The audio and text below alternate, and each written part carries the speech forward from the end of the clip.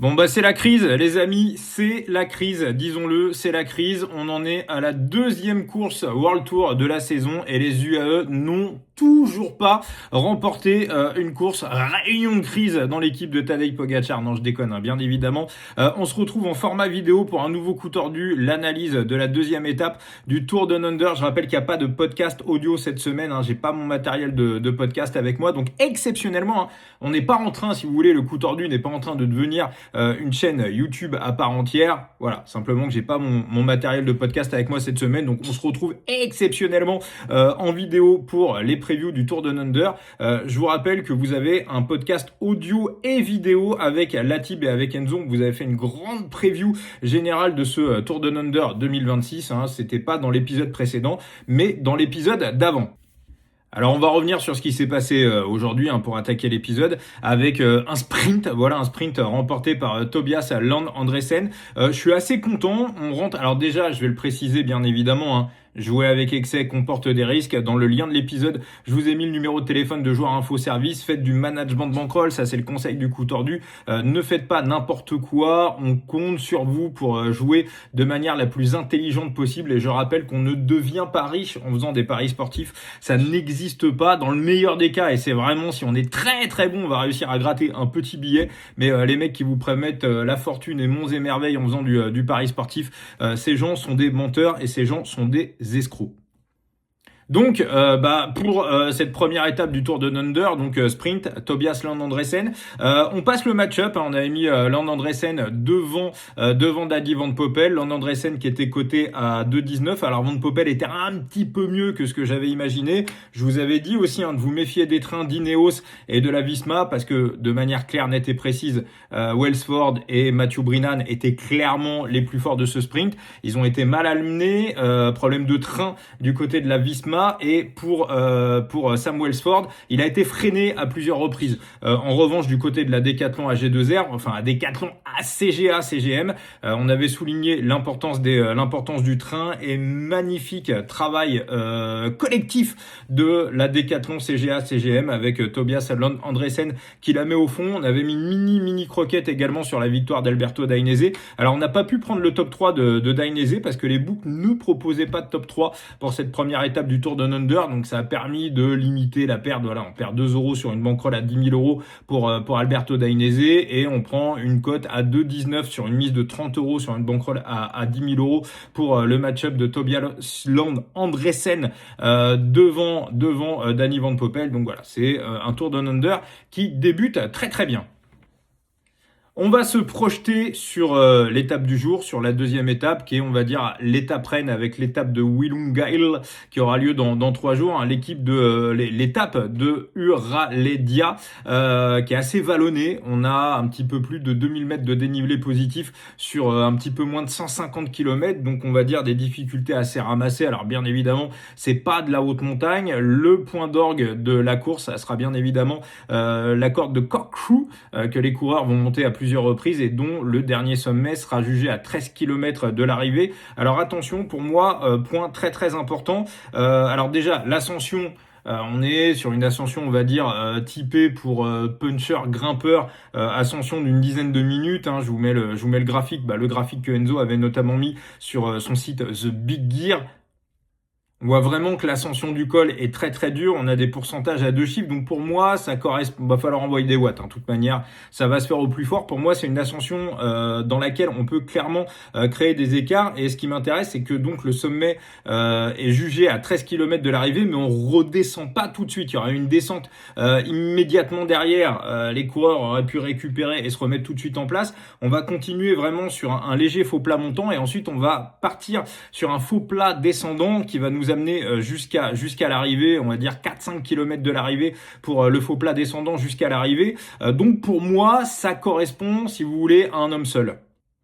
Je dis pas obligatoirement qu'un homme seul va aller la mettre au fond, mais en tout cas, pour moi, c'est vraiment dans les probabilités, c'est-à-dire avoir un gros gazier qui va envoyer des watts dans l'ascension du Corkscrew et qui derrière va avoir des qualités de rouleur suffisamment importantes, si vous voulez, pour mettre la balle au fond. Alors le vent sera quasi nul. Il y aura un léger vent de 3/4 face sur la partie finale, mais c'est vraiment très très léger. Donc encore une fois, pour moi, il n'y aura pas d'incidence sur le final de la course. Alors moi, dans cette histoire-là, je vois un gros favori qui est pas du tout le favori des bookmakers. Enfin, pas du tout le favori des bookmakers. Il est coté troisième favori de l'étape. Pour moi, c'est complètement calibré pour Jay Vine. Il est à domicile, il a clairement visé sur Tour Down Under. Narvaez a gagné l'année dernière. Visiblement, ils sont assez potes et ils sont assez proches. Ils vont pas se faire des petits dans le dos. Donc, si vous voulez, pour moi, cette ascension, elle correspond complètement aux qualités de Jay Vine, qui pour moi, en termes de watts pur, est vraiment le mec le plus fort du plateau. Vine, c'est un mec qui remporte pas de grands tours parce que il tient pas sur le vélo, parce qu'il se casse souvent la gueule, parce qu'il a pas la constance sur 3 semaines.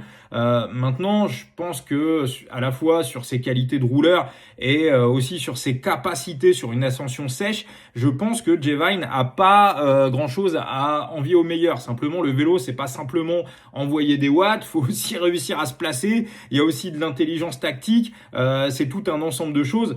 Si le vélo se disputait sur Zwift, par exemple, Vine, voilà, si on retirait toute la partie technique, Jay Vine serait peut-être parmi les 4-5 meilleurs du monde.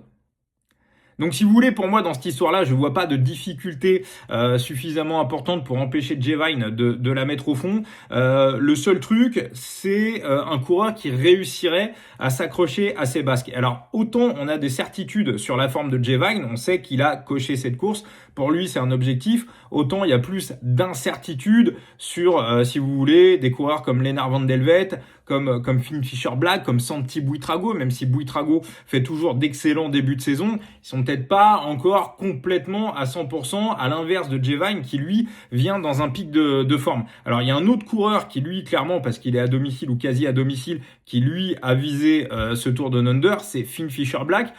Finn Fischer-Black, je le vois plus comme un puncher grimpeur que comme un grimpeur puncher. Alors évidemment, il va pas être complètement largué dans la bosse, hein. Jay Vine va pas lui mettre une minute, mais je pense que pour FFB, c'est peut-être un petit poil long pour qu'il puisse véritablement aller mettre la balle au fond. On l'a vu par le passé réaliser de belles performances sur des ascensions, on va dire, un petit peu plus courtes. Alors quand même, malgré tout, l'avantage qu'aura Finn Fischer-Black, c'est qu'il va ramener avec lui le petit Estebarria, hein, qui est transfuse de la Can Pharma, qui est un espoir espagnol, qui est vraiment très très bon. Voilà, vraiment très très bon. Et moi, je pense que le petit Estebarria pourrait être, si vous voulez, dans un groupe de contre derrière Jay Vine et pourrait ramener un petit groupe de contre, pourrait se sacrifier pour ramener Finn Fischer-Black dans la bataille et pourquoi pas rentrer sur Jay Vine si Jay Vine est tout seul à l'avant. L'autre éventualité, c'est que Jay Vine amène quelqu'un avec lui sur le porte-bagages. Je pense encore une fois à Buitrago, à Nicolas Prudhomme, à Van Delvet, qui pour moi sont, si vous voulez, des gars qui, au top de leur forme, peuvent accrocher Jay Vine sur une ascension de 10 minutes. Alors après, il y a d'autres incertitudes. Ben O'Connor, je pense pas que ça soit le type d'ascension dans lesquels O'Connor développe son A-game, même si bien évidemment, il est à domicile, donc lui aussi, et il a visé ce Tour Down Under, et on est sur l'une des 2 étapes décisives. Et enfin, il y a le petit Schiffer, hein, moi, le petit Schiffer de la Visma, je suis assez pressé de voir ce qu'il va donner. Le petit Schiffer de la Visma, alors j'ai pas encore vu les top 10, je sais pas s'il y en a, ça aurait été sympa de voir s'il y a quelque chose, mais voilà, je suis vraiment pressé de voir ce qu'il va donner sur cette étape, voir comment il a digéré. Il était dans une Conti allemande l'année dernière qui s'appelle la Bikehead. D'ailleurs, on embrasse Léo Bouvier, hein, qui a couru pendant plusieurs années là-bas. Je crois qu'il est encore dans le staff de l'équipe. On l'avait déjà reçu dans le coup tordu. Donc Schiffer s'est préparé pendant tout l'hiver avec la Visma et c'est toujours intéressant de voir un coureur qui vient d'une équipe de 3e division être entraîné avec le meilleur staff, la meilleure équipe du monde, avoir du meilleur matos, une meilleure nutrition, un meilleur stage en altitude, peut-être son premier, et voir immédiatement ce que ça peut donner. Ça peut donner une idée de la marge de progression du coureur. Donc pour moi, si vous voulez, dans mon ordre de hiérarchie de la course, c'est pas du tout la hiérarchie des bookmakers. Les bookmakers mettent Narvaez favori à 2,5. Derrière, on a du Finn Fischer-Black. Moi, je vois Jay Vine dans ma hiérarchie. Je vois Jay Vine. Je lui donne un bon 35% de chance de gagner cette étape. Donc la cote est à 9. Pour moi, elle est assez monumentale. monumental, c'est assez value. Je mets Narvaez en 2 à 25%, puis après Finn Fisher Black, Prudhomme et Lennart Van Delvet. Si vous voulez, c'est un petit peu mon top 5, donc c'est toujours intéressant si vous voulez. Quand vous avez, je regarde jamais les cotes avant de, voilà, je vous explique un petit peu comment je bosse mes trucs. Il n'y a pas vraiment de secret. Voilà, il y a un papier, il y a un stylo. Je regarde le parcours, je regarde la météo, j'essaye de regarder un petit peu les interviews, voir un petit peu ce que ça dit, si on peut avoir des indices sur les formes éventuelles des coureurs. Et ensuite, je fais ma hiérarchie et je définis mon pourcentage de chances de victoire pour les uns et pour les autres. Et ensuite, je définis mes probabilités d'occurrence. C'est un petit peu compliqué, mais c'est comme ça que je cherche à définir des values. Alors évidemment, des fois ça marche, comme sur l'étape d'hier, et des fois ça ne marche pas. Hein. C'est le jeu. Il n'y a aucun parieur, quel que soit le sport, qui va dire moi je gagne systématiquement à chaque fois. Et d'ailleurs, je vous le dis, faut être un abruti terminé pour le croire. Voilà, je le dis et j'insiste bien là-dessus. Donc moi, il y a un jeu qui me plaît beaucoup, si vous voulez, c'est la victoire de Jay Vine remboursée si Narvaez. Parce que pour moi, si Jay Vine est repris, Vine, c'est pas un mec qui a un sprint énorme. Donc s'il a du Prudhomme ou du Finn Fisher Black avec lui ou du Van Delvet qui a une très très grosse pointe de vitesse, bah notre ami Jay, il va pas rouler, il va dire moi j'ai Narvaez derrière. Moi je pense que c'est un petit peu la stratégie des UAE. Et Narvaez derrière, il va dire bah vous savez quoi, moi je roule pas parce que j'ai Jay Vine devant. Donc si vous voulez, pour moi les UAE vont véritablement mettre la course en étau. Donc pour moi, il y a un pari qui me plaît énormément. Donc je vais partir sur 0,3% de mise globale sur l'étape et je vais partir donc sur la victoire de Jay Vine avec 0,18% de bankroll, la cote à 9. Remboursé si Jonathan Narvaez, donc 0,12% sur Narvaez, la cote à 2,50. Voilà, c'est victoire de Jay Vine remboursée si Narvaez. C'est un pic que j'aime beaucoup. D'ailleurs, c'est voilà, une sorte de pari. Voilà, je fais un big up à Benoît Trahanton que vous retrouvez sur sa chaîne Paris Intelligent. Donc voilà, si vous voulez, ça sera mon pic pour cette deuxième étape du Tour Down Under. Je vais pas aller beaucoup plus loin sur l'étape. Peut-être s'il y a un petit top 10 pour Schiffer avec une cote assez haute, peut-être que j'irai dessus. Pour l'instant, au moment où j'enregistre ce vidéocast, il y a toujours pas de top 10. Donc voilà, je vais m'arrêter là-dessus, sachant qu'en plus, je vous rappelle qu'on a déjà un PLT sur la victoire de Jay Vine qu'on avait pris à 6,5. Donc voilà, je pense que c'est bien, on est en début de saison, on y va tranquillement, on n'est pas non plus en plus obligé de mettre des pics sur n'importe quelle étape. Je vais juste revenir un petit peu sur ce qui s'est passé aujourd'hui. Alors un move qui a été un petit peu décrié à droite à gauche, ça a été l'échappée matinale sur l'étape 1 de Guillaume Martin. Mais pour moi, il n'y a absolument rien de surprenant, c'est-à-dire que Guillaume Martin fait du Guillaume Martin. C'est pas une question d'aller prendre l'échappée matinale, c'est une question que le Tour Down Under. Et voilà, on en parlait avec les camarades en privé, c'est que le Tour Down Under, c'est souvent un tour qui joue à coup de bonif. Donc si Guillaume Martin peut aller gratter 3 secondes, 4 secondes, 5 secondes de bonification, c'est probablement des bonifs qui vont lui permettre de gagner quelques places au classement général à la fin du Tour Down Under. On sait que la Groupama FDJ joue le maintien au World Tour, hein, c'est quelque chose qui a été dit, qui a été assumé.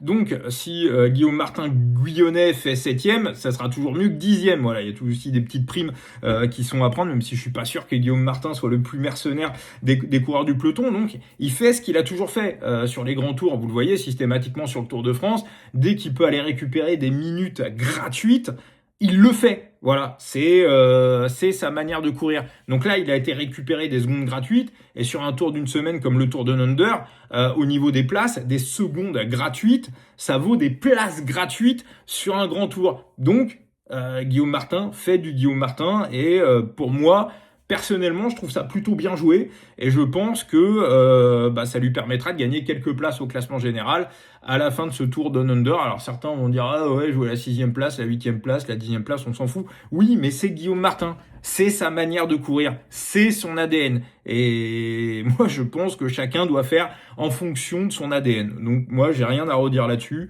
Je trouve que c'est plutôt bien joué. Voilà pour ce coup tordu. On se retrouvera probablement demain, encore une fois, en vidéo pour l'analyse de la 3e étape. Je vous rappelle que le coup tordu est présent sur toutes les plateformes de podcast, Apple Podcast, Deezer, Spotify. Alors évidemment, cet épisode n'est pas sur les plateformes de podcast. On est aussi présent sur tous les réseaux sociaux. Vous pouvez nous retrouver. Vous retrouvez Latib sur son compte Twitter et son site internet qui s'appelle Going Full Gas. Thibaut Chambre sur X sur Twitter.